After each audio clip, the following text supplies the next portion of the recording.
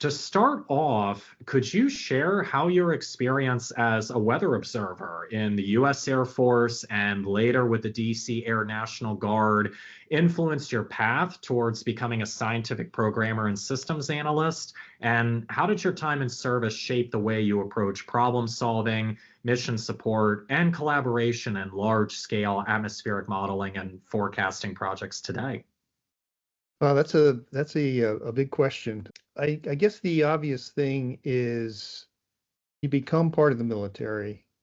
I mean, one of the first things they do is they teach you that you're part of a bigger team, you're part of a bigger organization, and what's important is the team and the team's goal and the mission. And so, especially in basic training, you just sort of blend in. Everybody gets the same haircut, everybody wears the same uniform, and everybody's going through the same training. And then you get to tech school, and then that's when you specialize into your individual training and that sort of thing. And so what I learned in my role as a weather observer in the weather station, so the weather observer is the one who's out there taking the observations, making sure that the forecasters have all the information they need to brief the pilots for their flights. And so you got to get the wind, temperature, sky condition, visibility, altimeter setting, moisture, all of these things. And it's especially important when the weather conditions are changing rapidly. And so what you learn is you have to pay attention to detail. You have to be, you have to get everything right. And the reason that you do that, in this case, it's important because if the pressure altitude or the altimeter setting is off, that can give the pilots a little trouble when they're taking off and landing. So everything is important. But my part in the weather station was a small part, but it was an important part. So it was providing support for the forecasters who then were providing the pilots with the information they need to do their job. And so, yeah, just being part of a team, being part of something bigger than yourself, it makes you think differently compared to, before I joined the service, I was working at Roy Rogers and I was, flipping burgers, and it was just a completely different, outlook on life. Mhm. Yeah, and so how that carries over in what I'm doing now is, again, I'm not the one who develops the models. I'm not the senior scientist calling the shots. I'm in a support position, and I'm providing the service. In this case, is providing support for the Global Modeling and Simulation Office, and I'm part of the monitoring group. And again, in this case, me and my team, we have to pay close attention to detail. We need to do our evaluations in a timely manner so we can make a difference and we can catch things as they come along and allow the people on the modeling group or the analysis group to to see what's gone wrong and how they can correct it, and or to evaluate what's gone right. And in some cases, we're comparing an old model with a new model, and we want to see, this one outperforms, and that's what we want, or, the next version of the model is underperforming, and well, we can't, we're going to have to go back to the drawing board on that one. Yeah, absolutely, Austin. Well, that's very interesting hearing about your background, and I really appreciate you highlighting about that.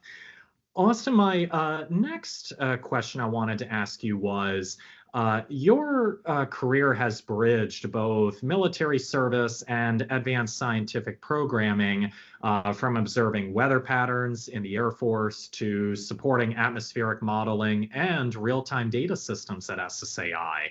How does your work today continue that spirit of service? And in what ways do you see data innovation and modeling helping agencies make informed decisions that ultimately protect communities and improve lives?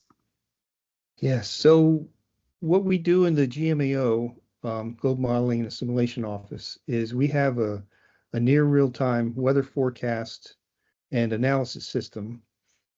And so this is not something that we send out to the general public, but it is something that we give to our customers here at NASA and sometimes NOAA and occasionally NSF and universities when they're doing research flights. with either the ER-2 or another type of aircraft, loaded with instruments, flying through the air, looking down, taking measurements, and they want to know, do these measurements that they're taking match up with what we're seeing on the ground or what we're seeing in our simulation system, and those field campaigns, those experiments that they're doing can sometimes, if they go as expected, those instruments that are on the plane will someday end up on a weather satellite and looking down.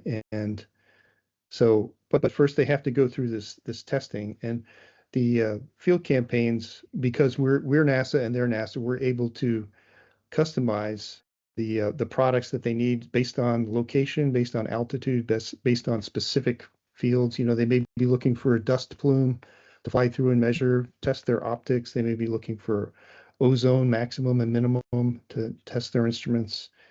And so our team, there's quite a few people in the GMAO who work for SSAI, and many of them help contribute in this way to the field campaigns. And that's a service that eventually ends up helping the rest of the public. Once these field campaign instruments make it to the satellite level, then those satellite instruments are shared with the National Weather Service and with the global meteorology community. And so eventually they help improve weather forecasts on a whole.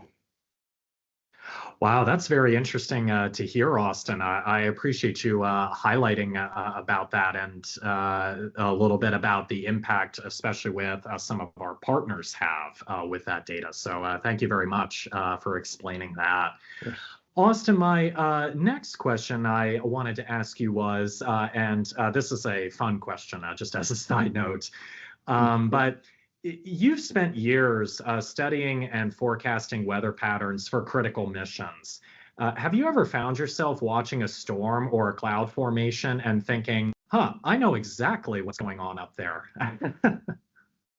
Well, Jason, I have, but I want to tell you a story that's sort of a twist on that question. And that is in one of my meteorology classes, Professor Bob Atlas, he always told us there were three questions that we should be able to answer about the weather. What is the weather? Why is the weather? And what will the weather be? And so as an assignment, a research assignment in his class, he asked us all to pick a very interesting weather situation and then go back, and he would give us all the resources, all the weather maps and everything, to go back and investigate why it happened, what happened, and why did it happen.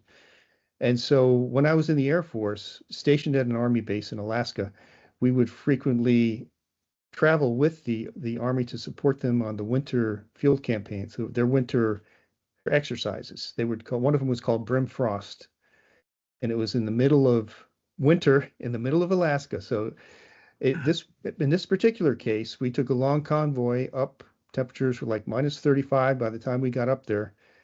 And we got our tents set up, and then a day or two later, everything melted. And it was a big muddy mess, and the temperature went from like minus 30 to plus 40 in just a day or so. And so big muddy mess really left an imprint on me. Like, what in the world was that? And then a day or two later, temperatures dropped again to minus 20, minus 25. Everything froze up, and it, made it very difficult to pull the tents up. But so years later in the meteorology class, I was able to go back and look, and with all the weather maps and all the information I needed, it turns out there was a tremendous amount of warm air advection in the Gulf of Alaska, pushing up through the center of Alaska. And at the same time, there was an upper level wind, and there's something, part of the jet streak. It has a direct and indirect circulation, and this indirect circulation was moving over the mountains at just the right time, in combination with the warm air advection coming up from the south. It sort of amplified this Chinook effect, where you have, as the air is descending down the side of a mountain, it is warming as it gets closer to the surface. So in this case, that Chinook effect was amplified by the upper level jet stream dynamics. And so I was able, so years later, I was able to go back and see that very interesting case, what happened and why did it happen? So yeah, it's yes, you can absolutely look at the weather maps and see, here's the jet stream, here's this big bunch of moisture, and this front is coming through. You know what's going to happen. But also, you can go back in history to interesting events and, dissect, the weather resources available to dissect what happened and explain it that way too. Absolutely, Austin. Appreciate you highlighting and sharing that story. You never really know with weather; it can, change rapidly, just like you said. So I definitely really appreciate you talking a little bit more about that. Austin, my final question I wanted to ask you was, you've served as a weather observer in the U.S. Air Force and the D.C. Air National Guard, and now continue to serve through your scientific and technical work supporting national missions. What does Veterans Day mean to you personally, and how do you see the values of service, teamwork, and dedication showing up in the work you do today? Good question, Jason. Thank you for that. So for me, Veterans Day means lots of different things. For one thing, I was in and out of the Air Force in a time where there was no military conflict. I was never in any imminent danger. But there are plenty of people over the years, even recent years, who have experienced, difficult times. They've given much more than I ever gave. In fact, I feel like I came out so much ahead from joining the Air Force. I had no idea really where my life was headed. I was at this crossroads, Roy Rogers, what lies ahead, who knows? Because I thought I was going to be a jet mechanic when I joined the Air Force, but turns out that I had a critical color problem with red and brown. And you don't want to, on a jet engine, you don't want to get the wires crossed. So the other thing when I think of Veterans Day is I know, so I have two brothers who served in the Army, and they all thought it was quite funny that my last 3 years in the Air Force where I was stationed at an Army base. But so they got the last laugh on that one. But my father was in the Air Force, and my great uncle, his uncle, was in the Army. In fact, served in World War I and World War II. So, military service runs in the family. And it made it a lot easier to, I was trying to decide what to do with my life. I didn't know what came next. And I figured, well, yeah, my great uncle did it. My dad did it. I'll give it a shot, see what happens. And so when people say thank you for your service, I always feel like, a little bit, I didn't give as much as I got. But, of course, I accept the recognition because I am a veteran, but I really feel like I got so much more out of it than I gave. So I'm very grateful for, the time, for the opportunity that I spent in the military. That's very meaningful, Austin. We really appreciate you highlighting what Veterans Day means to you. And again, I just wanted to thank you for your time that you spent through your service. And we wanted to give a shout out to everybody at SSAI who has served. And also anybody outside of our company who has served as well. We greatly appreciate the time that you put into making sure that our country remains safe. So with that, Austin, again, I just wanted to thank you so much for taking time out of your very busy schedule to talk with me today to share about your work and also your service. You are truly a rock star, and everybody around the world is going to continue to be fascinated by the great work that you and your team do. For those of our audience and viewers who are currently listening to this podcast episode, if you are interested in learning more about what Austin and his team does at the Global Modeling and Assimilation Office, we will be providing a link right down below in the YouTube description of this video. So please definitely check that out. Please also check out our YouTube channel for additional podcast episodes and spotlights that we have. And please also check out our website for additional opportunities as well as partnership opportunities. We are looking forward to connecting with many of you, so please do not hesitate to reach out and connect with us even further. Austin, again, thank you so much for joining me.